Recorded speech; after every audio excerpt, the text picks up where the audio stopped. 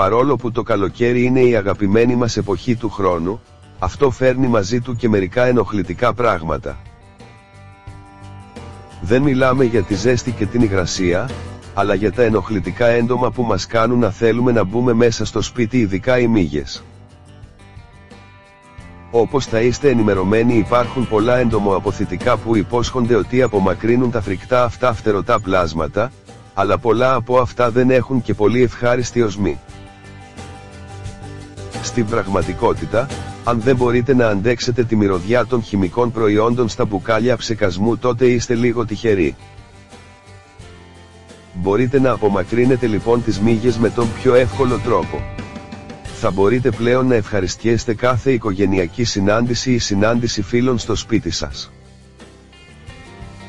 Το μόνο που χρειάζεστε για να ξεκινήσετε είναι μια αεροστεγή σακούλα, λίγο αλάτι, Himalayan, νομίσματα και νερό. Συνδυάστε όλα τα υλικά, και είστε έτοιμοι να απομακρύνετε τις ανεπιθύμητες μύγες. Επειδή αυτό το κόλπο με την σακούλα χρειάζεται μια πηγή φωτός για να κάνει τα μαγικά του, είναι καλύτερο να το κρατήσετε κοντά σε μια εξωτερική λάμπα ή φωτιστικό,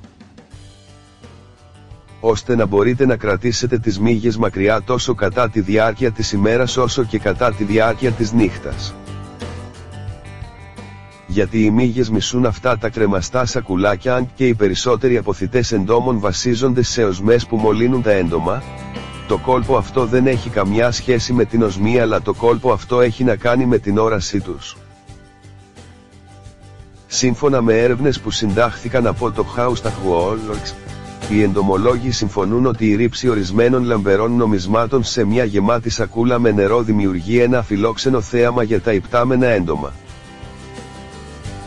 Αυτό που βλέπουν τα έντομα στη σακούλα είναι για παράδειγμα μια φωτεινή διάθλαση, κάτι που μπορούν να χειριστούν τα ανθρώπινα μάτια, αλλά τα μάτια των εντόμων όχι.